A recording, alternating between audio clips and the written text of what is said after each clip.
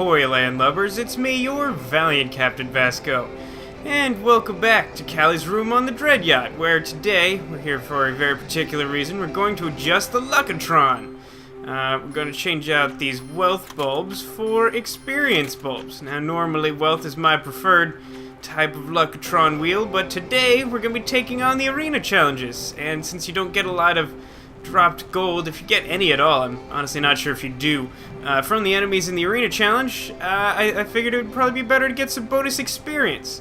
Now, quick note on that is that I've already managed to make a successful run of the arena with our team here, and unfortunately the video is not usable for reasons that are too boring and frustrating to go into, so unfortunately we've got some extra gold and whatnot from our previous run, but I still want to go through and show you how to do everything.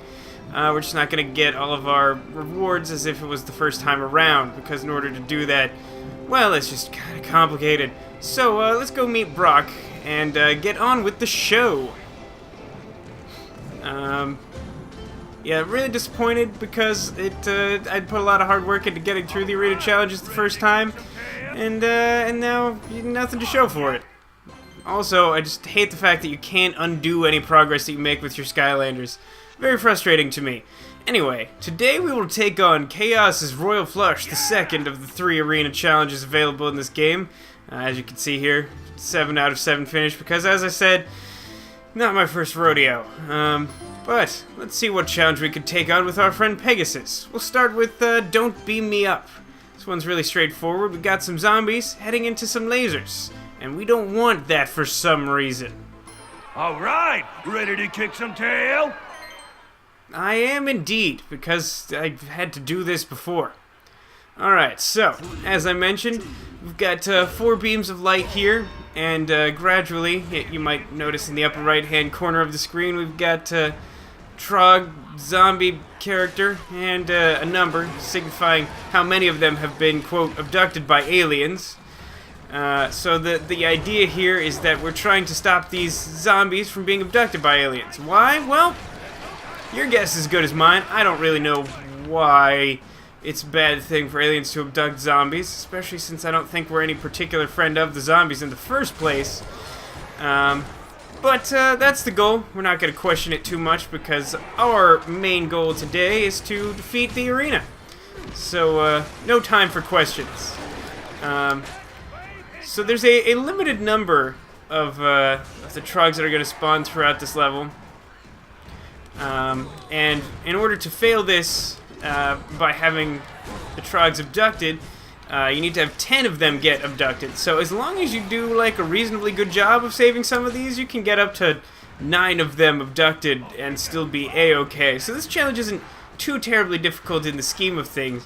In fact, a bigger challenge here is trying to survive all of the enemies, because later on they're going to get a little bit more aggressive than what we've seen so far. And so yeah, it's important to strike a balance here.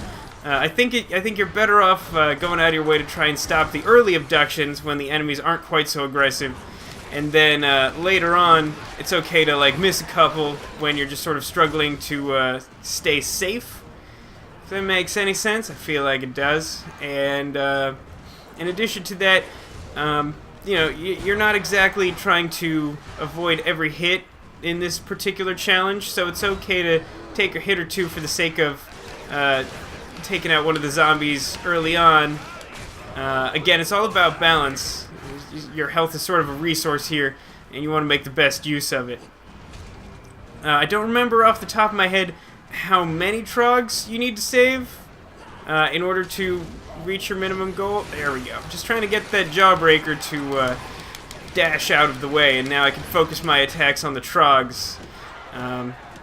Yeah, it's best to try and leave the big guys alone for as long as possible, but they do deal a fair amount of damage. Jawbreakers in particular I find very troublesome, so when given the chance I'm going to try and dispatch him very quickly. Not a big fan of the Jawbreakers. They're one of my least favorite enemy additions to this game. Them, along with the Inhuman Shields and some of the enemies I'm not sure we've actually formally met yet in the main story, and so I have no hope of remembering their names. Those are the guys who I I could do without if we were gonna, you know, maybe exclude any existing enemies from sequels, say Swap Force. You know, just putting that out there, just putting that out into the world, karma or whatnot. Alright, can you try and punch me so I can deal with this? Yeah, he got abducted. That's fine. I think we're late enough along that we don't need to worry about losing one of them for the sake of not taking a very large amount of damage from a jawbreaker. Those guys are jerks, as I've previously stated.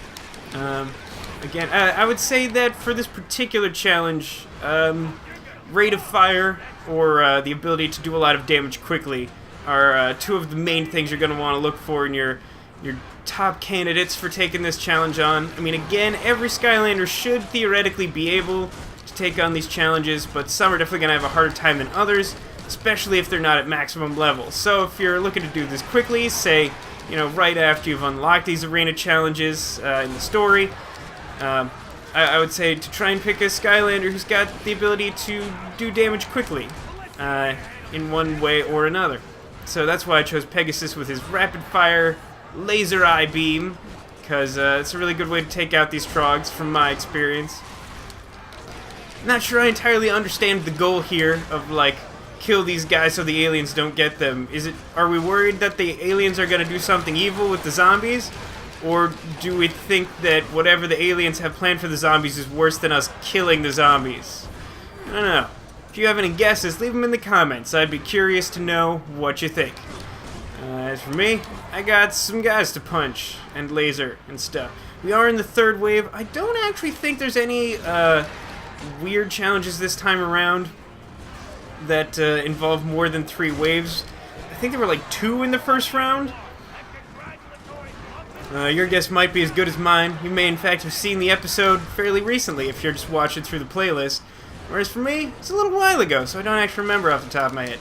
Now we reach probably the toughest part of this fight, the Chompy bot. I'd say that we're pretty much in the clear in terms of the Trogs. I don't think that 9 more are going to get abducted, so I'm just going to go ahead and let this guy get abducted. Because, like, look at how much damage that Chompy bot did to me doing nothing. This is what I hate about Chompy bots. They have some weird, like, attack pattern where their elbows can, like, practically one-hit KO you if you're very close to them. And I think it's really lame. So again, survival is the name of the game at this stage. I don't know exactly what just took out that Chompy bot. I think it was actually one of my eyeball minions, in which case I'm very glad that I have that upgrade, because I could do without a giant robot shooting Chompies at me. The attack pattern on those Chompy robots is actually really strange, if you ask me. They have the ability to sort of bounce like all over the arena, sort of like the grenades from these troll fellows. Oh, see, and those are very difficult to dodge. I've had trouble with them in various situations. Now, unlike some of the other enemies that really bug me, I don't actually dislike these troll grenade dudes, because I think even though it's very difficult to dodge their attacks and they do a fair amount of power, I think it's sort of fair, because you do have a chance to dodge them, unlike some of the larger enemies in the small spaces, where you don't really have a fair shot of doing so. Anyway, that's the first challenge of the second set, fairly straightforward. Worth noting here is the fact that when you go back and redo these challenges, you do still get a reward. It's just not as significant as the first time around. Go ahead and put up an annotation detailing what each of the original set of prizes was. I think that will sort of bridge the gap between what I already recorded and what I have to record now to share this with you. Alright, on to the next challenge. Second up in Kaos's Royal Flush series of challenges is No Chompies Allowed, which is very much like Stop the Spell, the first challenge from the first set of arena challenges, except that there's even more Chompies this time. Alright, we're going to be taking on this No Chompies Allowed challenge with our friend Yoshi, because having a good area of effect, is pretty good for this set of challenges. We're going to be swarmed by enemies from both sides of the arena, and I think the most useful elements in this one are reasonable attack speed, but even more important is like mobility of your character. I've tried using some giants on this one to mixed effect. I think this is a challenge where movement speed is of particular importance, simply because enemies are coming from both sides. Can't always line up your attacks to be able to hit them from across the arena, even with ranged attacks. So it's really nice to be able to address the enemies as they show up so they don't start piling up. Again, in the upper right corner, you'll sort of see our objective. We want to make sure that 8 enemies don't end up inside the central green circle at any one time. It's actually a pretty big area, that circle, so it's definitely worth being extra careful if ever you're in doubt of how to proceed. I think that Yoshi's melon fountain ability might be useful to us if we really end up in a sticky situation here. Accidentally ate all of that food, which I could have tried to save till later. Also worth noting, this central wood thing, you can't exactly walk through it. I know I'm like kind of walking around it right now, but like it's sort of weird. It acts kind of like a solid object, so you know, if you're trying to attack enemies through that or make a quick escape, just be mindful of the fact that it might not work out exactly the way that you're planning for it to. Alright, so here we can talk about probably the correct way to prioritize enemies throughout this challenge. Oh, I just got attacked there. I wasn't paying super close attention. That's my own fault. So there's like a fair number of Goliaths in this one, as I recall. But of course, they're sort of beefy bad guys that can take a lot of hits, which is why I think it's fairly important to try and deal with the life spell punks first. Because as long as they're around, it's much more difficult to finish off the Goliath enemies. But at the same time, these Chompies, they pose a pretty big threat. So you want to make sure, well, they pose a threat in the sense that this challenge is to keep enemies out of the center, and the Chompies can sort of appear in swarms and sort of fill that space up very quickly. So I think it's generally a good idea to try and, throughout this challenge, deal with any new-coming enemies, or incoming new enemies that you can take care of very quickly and only take a hit or two, namely the Chompies. Then focus on the healing bad guys, or focus on them simply if everything else is under control. If there's really only 1 or 2 Chompies hanging around, don't worry too much about them. The healing guys are going to be an issue as long as the Goliaths are out, and while the Goliaths are out, well, you know, they're just sort of a big threat in their own right. Do a lot of damage. Can be difficult to avoid if you end up in a corner or something, which can happen here because, as you might notice, the 4 corners of the arena are missing, and if you drop down there, you'll respawn back up top, but you'll take 50 points of damage, and that can be kind of a lot of damage, even with healing items between rounds. Best to avoid that sort of thing. Now again, we have a bunch of inhuman shields, but they take enough damage that even with just those guys, you're going to want to try and take out the life spell punks first. We got a couple Chompies in the middle. Quickly dispatched. That's the one nice thing about these types of arena challenges, is that the Chompies are going to be one of your main threats, and at the same time, they're pretty easy to take care of. So again, survival is going to be a main focus of yours, and as long as you have a reasonably agile Skylander, one who's like quick on their feet, make some nice turns, cross the arena pretty quickly in a pinch, I think you're going to be in pretty good shape. Yeah, not too much else to say. These first couple of challenges are pretty straightforward, and now that we've talked about most of the strategic options here, I don't think there's too much else to say, but we're also nearing the end of this challenge here. I think this one may also end with the Chompy Bot. The Chompy Bots are actually pretty prevalent in this series of challenges for some reason. Yep, here we go. Got Chompy Bot, gonna try and shoot a bunch of Chompies in the middle. Luckily, not all of the Chompies that he shoots... This has actually always been confusing to me about the Chompy Bots, is that not all of the Chompies that they fire out of their cannons are actual Chompy enemies. So, you know, they shoot like a whole bunch. Like, look how many he's about to shoot. Like, that's a whole ton of Chompies. If he just shot that right in the middle circle, there's almost nothing you could do to stop that from ruining your challenge. Except for the fact that only some of them end up spawning on the ground as enemies. Never been able to quite figure out exactly how that works. If you have any ideas, again, let me know in the comments. I'd love to hear from you guys. And as much as I know about Skylanders, I'm probably not the leading expert. I just know what I've learned from playing the game. That's how I do games. Now I'm just saying words, saying weird words. Yeah, I really like that. This is the upgraded melon fountain. I don't think we've had a ton of opportunities to show it off just yet. It's a lot harder for enemies to avoid, especially up close. from the initial unupgraded version.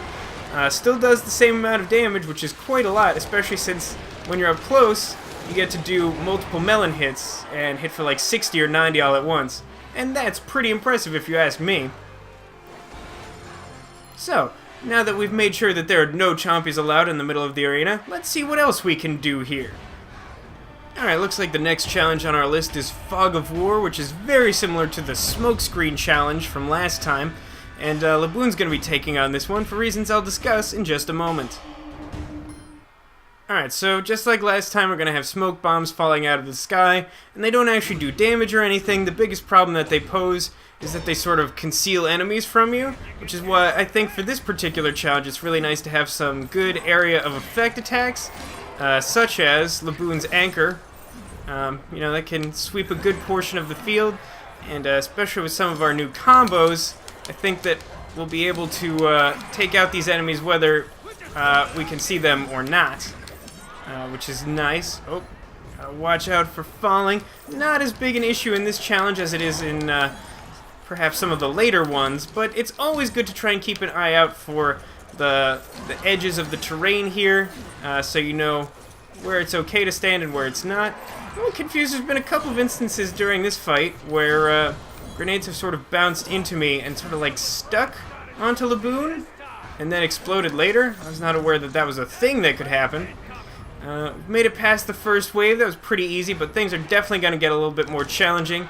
And human shields always pose a particular sort of problem, especially for giants who have a little bit of difficulty getting around behind them and actually finding a way to attack them, because as I've discussed in the past, for some reason their shield blocking pattern is kind of far-reaching.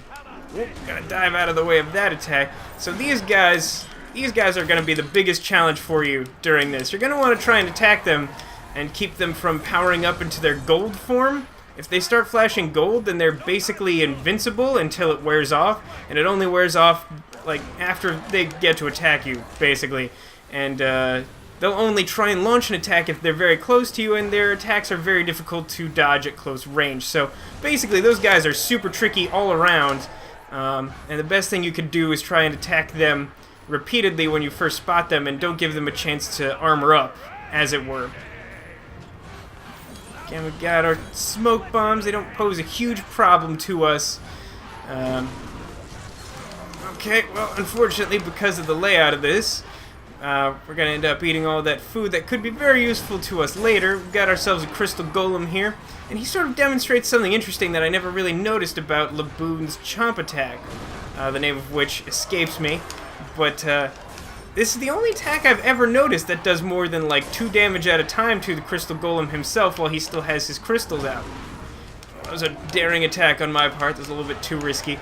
I find that Laboon's Chomp is actually a really good alternative for this arena challenge, because it's good for attacking fairly quickly with a high amount of damage. So for things like the Inhuman shields, when you have a narrow window in which you can attack their weak spot, it's pretty useful in my opinion. Also, if you're just up close and personal with a large enemy, you can dispatch them pretty quickly with the Whale Chomp. Very powerful move, a little bit awkward to use, and you do have to be fairly close to do so, but at the same time, very useful.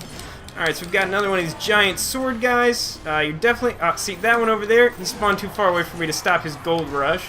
So he's going to get close to me, and I'm not really going to have a way to dodge, other than trying to dive out of the way. But that can be tricky, because again, the radius, the circle in which his sword slashes when he strikes with it, is very large. Alright, so I knocked that one off, giving me an opportunity to try and stop this guy from armoring up. I'm actually doing very well this time around. This can be a very tricky challenge. Again, I think area of effect is very useful, because sometimes these smoke bombs just sort of drop all over the place, and it can be hard to keep your bearings. Oh, got hit by the crystal. That's okay.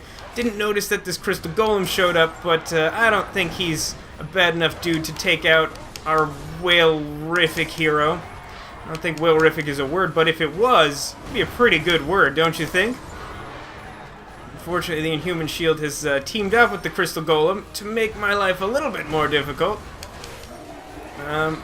But I think I can persevere here. would be nice to get rid of this human shield. Might even be worth taking a hit to do so. But luckily I don't have to, as it turns out, because I've managed to trick the crystal golem. Yeah, this guy could be a real jerk, but luckily as long as he has one of his attacks active, he can't hit you with his melee move. So you're A-okay to sort of get up in his face and attack him directly when that happens. Anyone left? No? Guess not.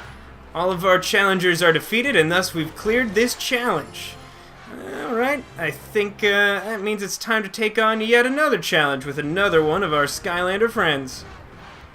Alright, the fourth challenge in this set is called an early fall. Very similar to Force Field Frenzy from the last time around, where the enemies won't take direct damage from our attacks.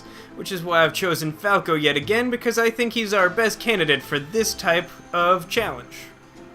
Yeah, honestly, there's not a lot to say about an early fall. I mean, I can talk a little bit about individual strategies for particular parts of this fight. But overall, if you understood the last one, the Force Field Frenzy, then the concept here is very much the same. I think the most important thing is to find a Skylander whose attacks offer you a good balance of knockback and utility. I particularly like the knockback offered by a ranged attack such as Falco's, but not every ranged attack has that much knockback. For example, I don't recall Meta Ridley's I-beams having that much knockback to them in this situation, so even though he's a very powerful Skylander, he might not be the best choice for this one. Your mileage may vary, but I'd advise experimenting with your Skylanders, because there's definitely... Oh, there we go. Fell down, took 50 points of damage. There's a proof of concept. I did manage to pick up some experience by doing that. It's interesting.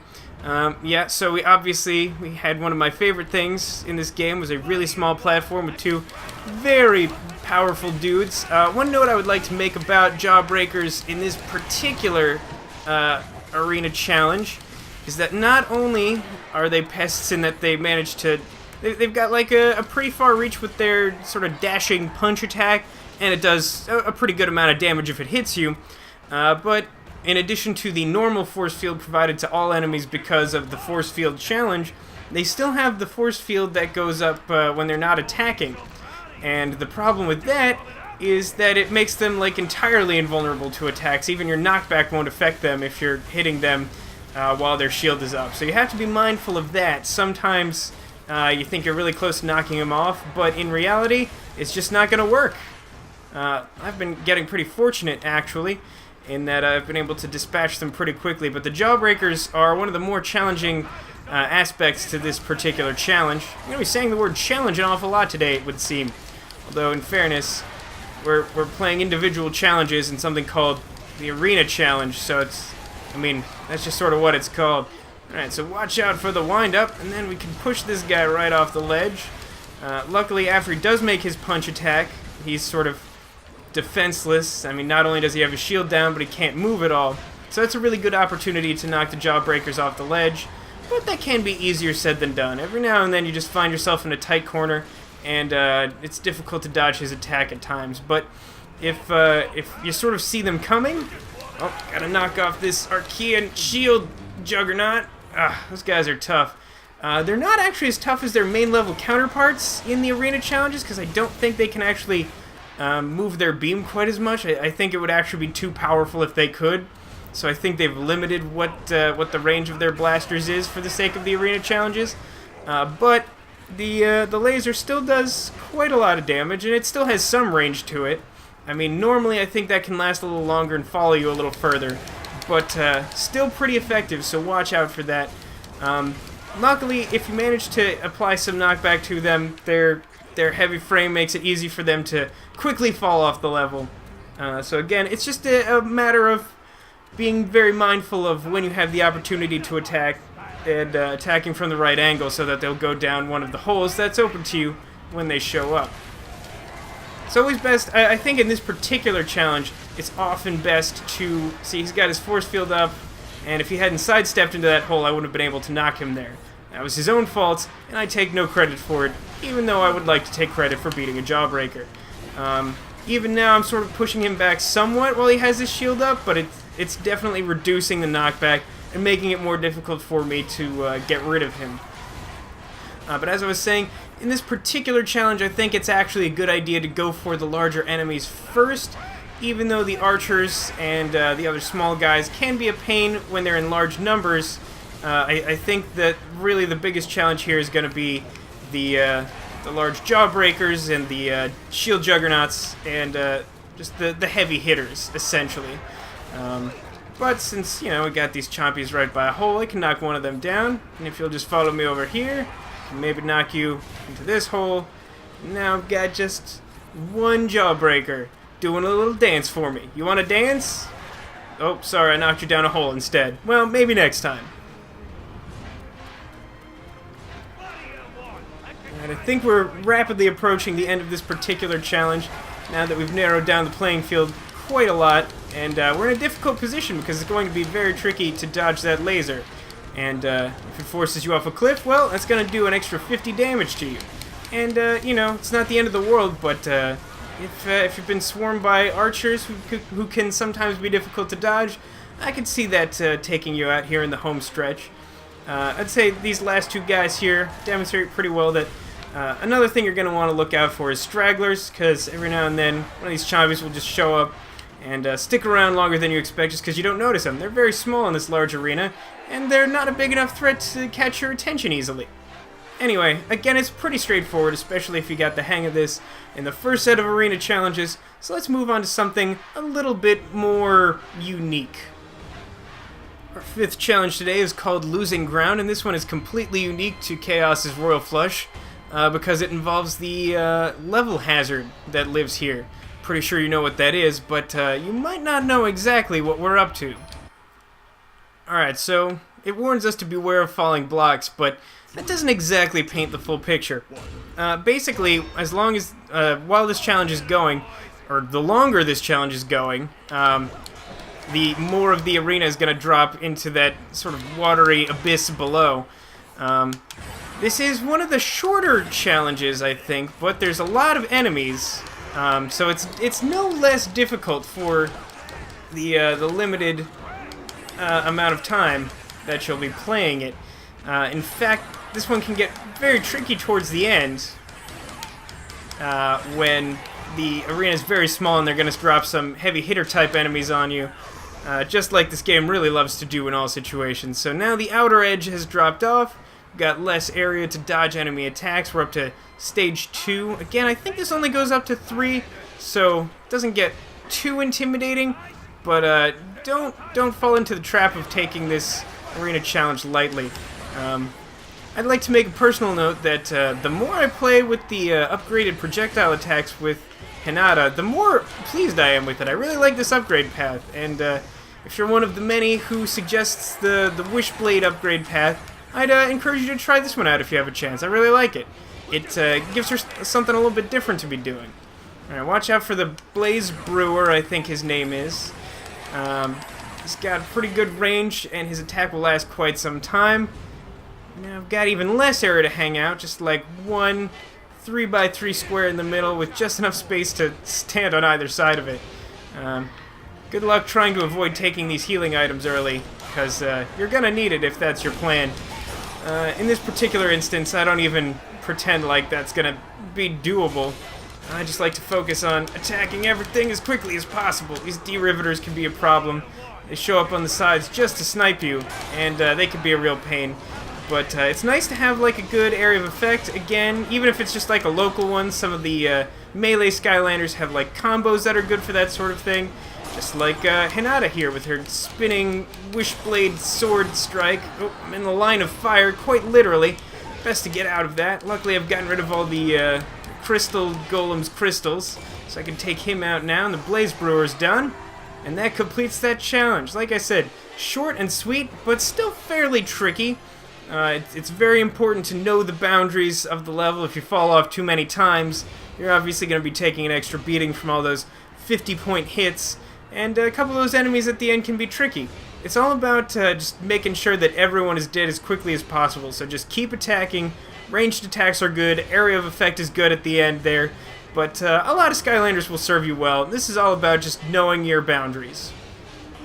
Meta Ridley will be taking on the next challenge, known as Sky Lasers. We haven't exactly seen something like this before, although it has a certain similarity to Spell Dodger from last time, in that it sort of generates an external hazard that doesn't normally exist in the arena, and poses a series of challenging enemy encounters around it. Let's see if we can take them out, shall we? Yeah, again, it's a pretty straightforward description.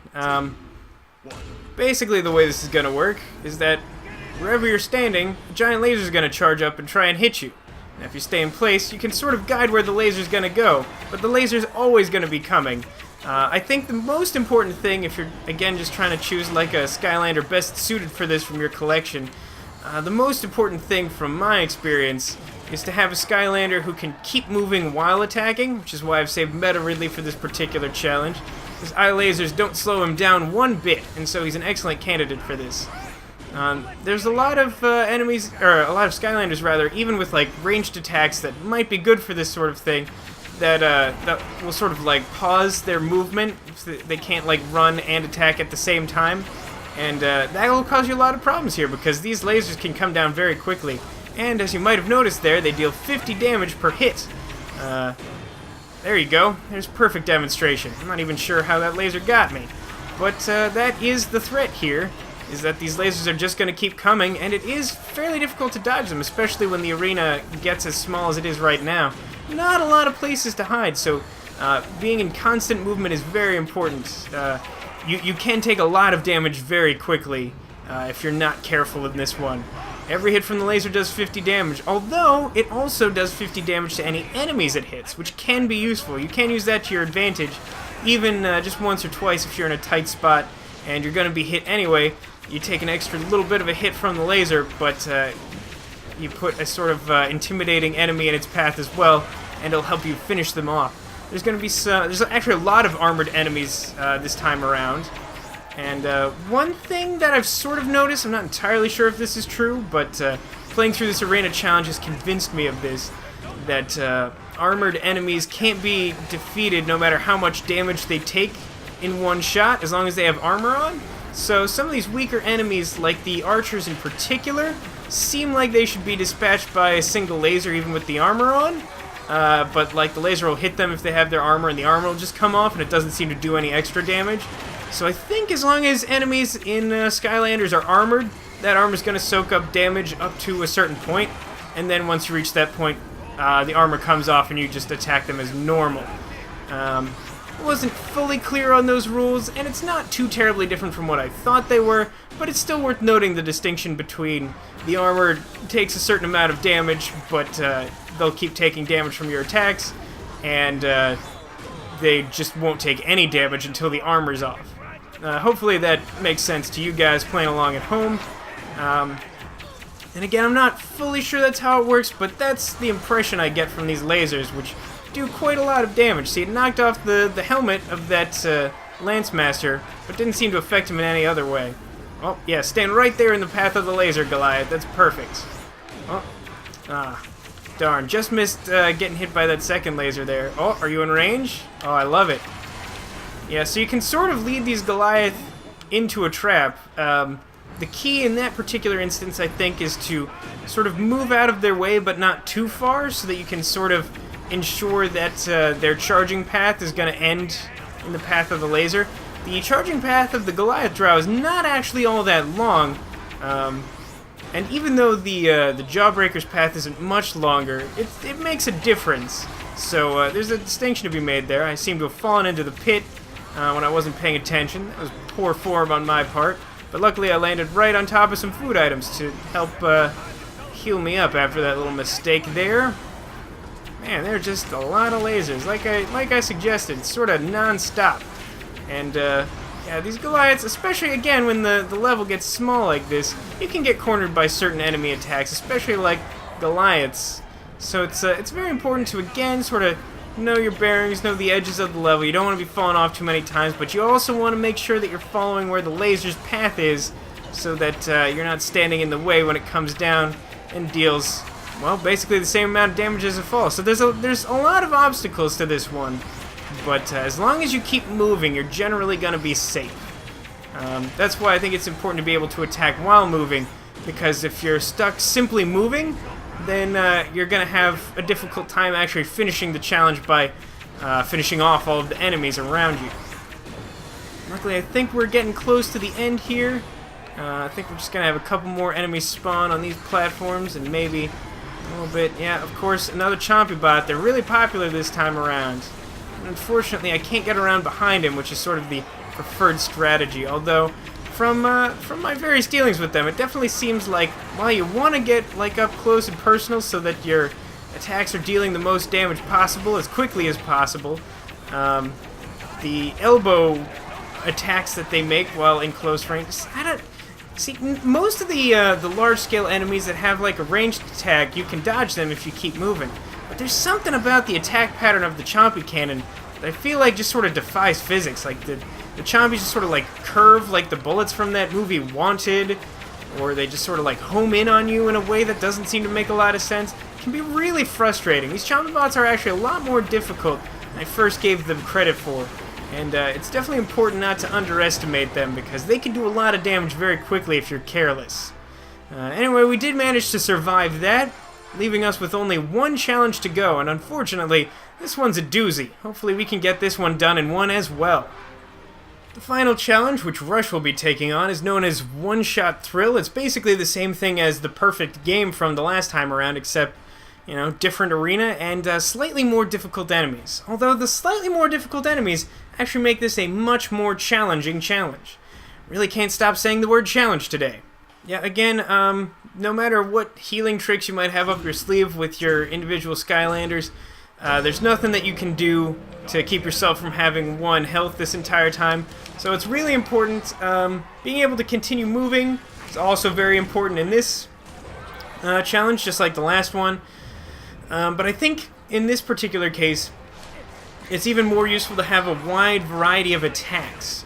You want to be able to account for various types of situations. So I like Rush for this because he's got ranged attacks with the fireballs that can be shot quickly. He's also got ranged attacks that sort of have an area of effect and can be used defensively. And on top of that, we've got like the Comet move, which is sort of good for like quick mobility sort of thing. He's just a very well-rounded Skylander, which is why I like him for this type of challenge, which requires just a lot of quick thinking, quick maneuvering, and a pretty good damage output in order to take care of all these enemies before they have a chance to hit you. Also worth noting, you have to be especially careful in this challenge of falling into the pit below, because as I've pointed out before, you'll take 50 damage by doing so, and 50 damage is more than 1 damage, so if you let that happen, well then you're going to take damage and you're going to lose the challenge instantly.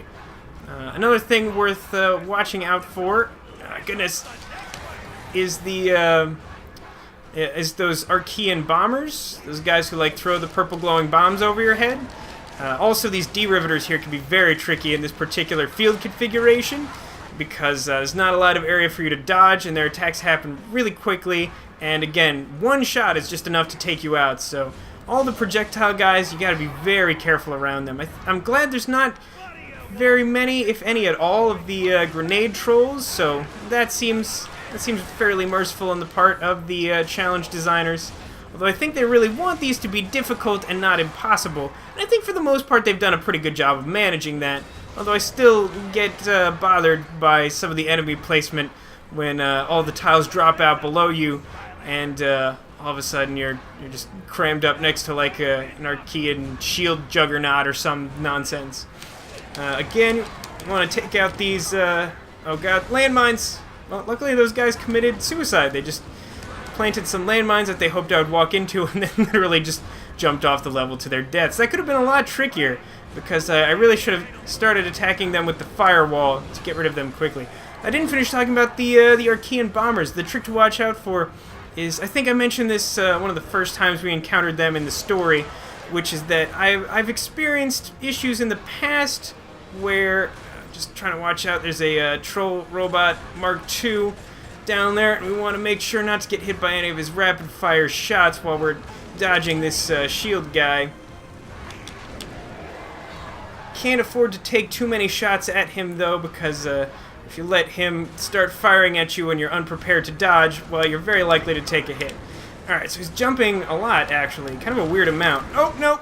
Oh, bother. Well, I got a little bit too greedy there, but we're pretty close to the end. I think we can do this in one more go. Well, let that be a lesson to you kids. Greed is not good in this particular challenge. You're definitely much better off playing this slow and steady, because that's the way to win this race. In fairness, though, this is actually my 4th attempt trying to do this just now, because I have been backed into a corner 3 times in a row, and I'm not actually having a very good time. Ironically, it only took me 1 attempt to do this challenge the first time around, even though I think it's the most difficult. And now, even though I had a lot more difficulty with most of the challenges leading up to the final one, in my first run that was lost to the ages, now I'm having difficulty with just this last one. So, I don't know what that means, other than the fact that I'm really frustrated at this particular moment. But I think that I totally understand this challenge. I just keep getting lamed. Lamed, by the way, is the verb form of something that's lame. Something lame isn't cool, you don't like it. Being lamed means that something cool that you don't like happens to you. Or, I guess you could do it to someone else. You could lame someone else as a verb. Either way, I don't like being lamed, and I try not to lame other people. Because I believe that we should treat others the way we want to be treated. There's that bomb. There's that bomb.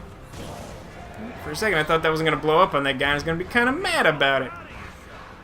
Yeah, last time I tried this, I got caught by stupid D-riveters. They're really a pain in the butt. Well, actually, I got caught between a D-riveter and an inhuman shield. Oh man, I almost walked right into that landmine. Those landmines are tricky. I don't actually end up seeing the D-riveters use them that often outside the arena, so I often don't anticipate that move coming. It is something that they can do at any time, but for some reason I only usually see them doing it here in the arena, where I would really rather them not do that, to be quite honest. Okay, we got a bunch of mace-wielding bad guys. We're gonna try and take them out. There we go. Fire Wave's very good for this, and for most things. I bet you could even slice, dice, and make julienne fries with it. It's a very cool attack. Actually, it's not that cool, because it's made strictly of fire. So it's a very hot attack. Not to be confused with the heart attack, which, well, I'd suppose it'd be just as effective at taking out enemies. I guess maybe they do the landmine thing if you get close to them and you're not damaging them? That seems to be the common thread here. Anyway, I'm really glad to see them continually jumping off the cliff to their death, because that makes my life a little bit easier. And I could use all the help I can get, because I've sort of mentioned how difficult this challenge can be, and I think if I was to show all of my failed attempts, you would see it first. Oh, please don't shoot me. Oh, goodness gracious. Oh, great, I have this bomb. Wow, that is the most effective bomb I have ever seen come from this game. Yeah, generally I like to try to fire like 2 heavy attacks at them. You can never really tell when he's gonna jump again or when he's gonna start shooting, so you always kind of have to assume that he's gonna shoot again. I especially don't understand why he's been jumping so much when I've clearly been trying to keep my distance. Like, I'm not even really keeping him in range of where I can see him. Oh, that did it, but there we go. Okay, it doesn't take too many hits from the fire wave to take care of him, but you can't really afford to get too close because, well, it just causes a lot of problems for you to do so. Oh, no! Oh, I'm backed into a corner again. Please leave me alone. Oh, please leave me alone. Please leave me alone. Please leave me alone. Please leave me alone. Man. Alright, I have to try and turn around real quick and kill these trolls if I get the chance. Yeah, okay, good. I got a chance to place a landmine, but luckily it wasn't in my path. So I think we've almost got this one down. I believe this is the last enemy in this challenge, so all we gotta do is take him down. Take him on and down, and try to say both at the same time. Alright, we gotta move, gotta move! Oh, I cut that a little bit too close. That was almost a repeat of the first failure.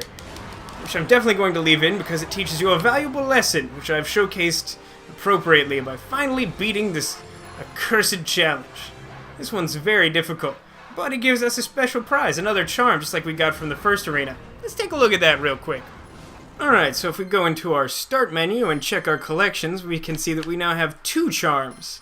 The first one, we got the Clever Clover last time. This time around, we got the Sparkling Sprinkles, which increases the amount of health that you gain from eating food. this is a really nice one, especially in some of the later levels, so I definitely encourage you to try and do this before, well, at least this point in the game. I think this is actually the latest I might want to try and pick up this charm if I was going to play through the game the way that I'm doing. Simply because, like, I don't know if all food items actually give you the same amount of healing as, like, a base. I know some of them give you, like, 100, but it seems like some of them give you more, maybe? Anyway, this increases the amount of health you get by at least 25 per healing item. I think more like 50, and that's a pretty good bonus. Getting an extra 50 health, that's like 50% more health out of your healing items. Yeah, sorry again about the fact that that footage was unusable. Really wanted to, you know, show you the start to finish experience with the Skylanders, but the fates have conspired against me. I'm going to chalk it up as a silver lining in that, you know, I was struggling in some of these more recent levels with my Skylanders, and I think an extra level or so for each of them in experience might help that process out in the future. Anyway, thanks so much for watching. Next time, we're going to go visit the Oracle for real this time, and I hope you'll join me for that, because that's going to be a very exciting level, assuming that I don't lose more critical footage at an untimely point in time. Yeah, I really could use a thesaurus with all these challenges and times and attacks and things. But, yeah, that'll just about do it for today. I hope you'll join me next time, and I thank you guys for watching. You're all great.